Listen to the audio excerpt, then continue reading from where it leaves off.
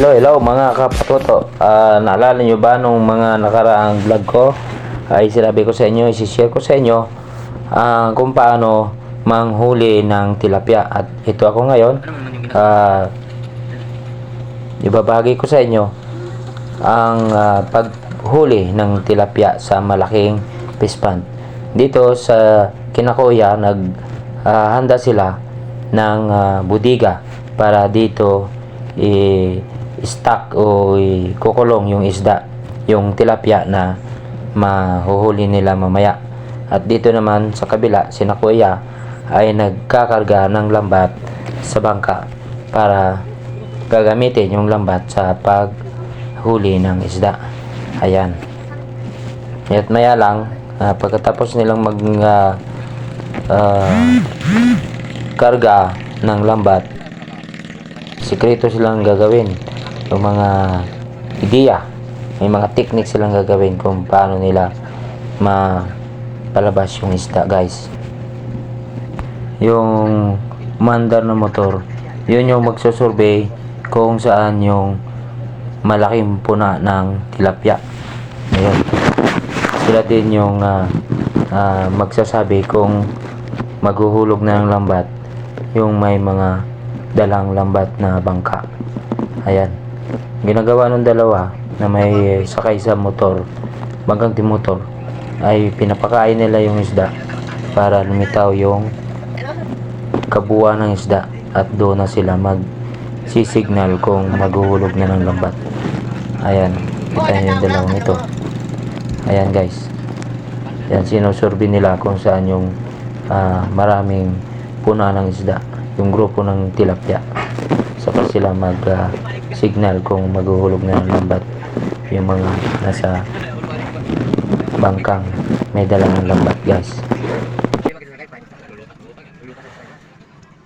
Nakikita nyo, guys, oh, lumilitaw na yung mga isda, yung mga tilapia, oh, grabe. Ayan, oh. Ayan. Ayan. Yung itim-itim na yun, guys, puro yan tilapia, guys. Ayan, oh. Kita mo yan. Yan, yung mga hinagis pagkain nung bangkang donator. Ayan, kinakain na ng mga tilapia. Ayan. Kita nyo yan. Pero hindi pa ganong kadamihan yan, guys. Kasi yung iba nandun pa sa banda sa malayo.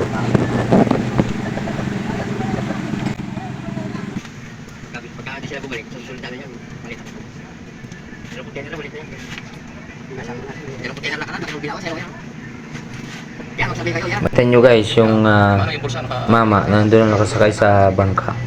Pagkang motor, nagsinyas na siya na pinapahulog na niya yung lambat doon sa lugar kung saan nandoon yung pinakamadaming puna, grupo ng tilapia.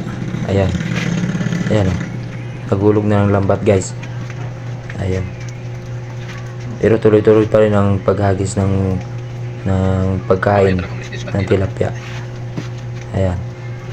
Para lumutang yung grupo ng tilapia, guys. Ayan. Dito sa kabila, papunta dito sa kanan. Ang kabilang bangka, papunta doon sa kaliwa. Pagdating dito sa may tabi, ihilahin na niya yung lambat. Kabilaan, ihilahin niya yun, guys. Panoorin natin, guys. Dalawang kanya ko lang po din. Sako pala napitik natin eh. Biyok, binigla mo ata. Inubos nyo na. Biyok, tanggal mo yung PVC. Baka malaglag. PVC ito sa ano, gasa. Baka maulog nyo. Bubuan yan, wala na ako PVC. Ang nakapos para kotya. Mayroon yung napakon pa sa ano, kanal yan. Hindi, malayo ko yan. Ito dito.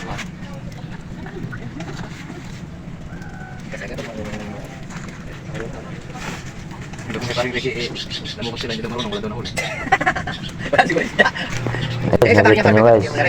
So, tumabi na yung bangka na may dalang lambat. Kabila niyan, guys, kaliwa kanan, naghihilahan sila hanggang sa palapit doon sa kabila. Ilalapit nila yan yung kaliwa na nanghihila ng lambat, saka dito sa kanan hanggang doon sa may gitna. Doon sila magtatagpo mamaya. itong si kuya, tuloy-tuloy ang paggawa niya ng budiga kung saan dyan i-stock mamaya yung isda habang naghihintay ng buyer. Ayan. Tayo doon guys para makita natin kung ano ang forma, ano ang itsura ng yung sinasabi ko kanina na budiga. Yan guys, oh. Yan. Diyan i-stock mamaya yung tilapia na makukulong. Ayan guys, yung sinasabi ko kanina na nagtagpo yung sa kaliwa na nag-iila at saka sa kanan. Yan na yung forma. Yung lambat na ito guys ay may yan, may bulsa doon sa gitna.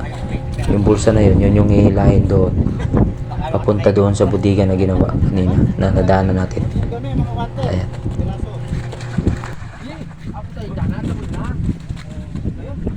Punta ka doon. Sa huli ng tilapia guys, so paglalambat ng tilapia, iba't ibang uri ng isda ang mahuli. May mga hipon, may mga limango, at saka may dalag, hito, tilapia, at iba pang mga na sama dito sa paghuli dito sa lambat. Ayan guys, nagtatalunan ng mga isda.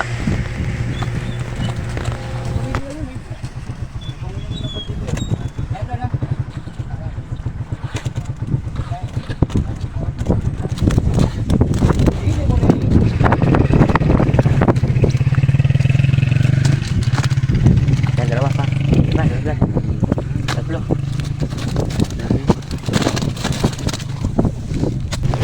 Daming hipon guys, ang daming hipon na nahuli. Ayan, oh, sumabit sa lambat. Ayan, ayan, daming lalaking hipon.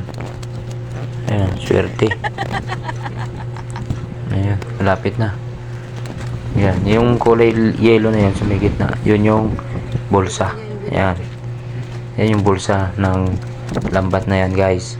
Yan yung dadalhin doon sa budiga na ginawa. Ayan guys. At ito naman yung hipon na naipon na nahuli. Ayan guys, ang dami, di ba? Hey guys, hanggang dito na lang. Sana inyong nagustuhan ang aking binahagi sa inyo. Bye bye.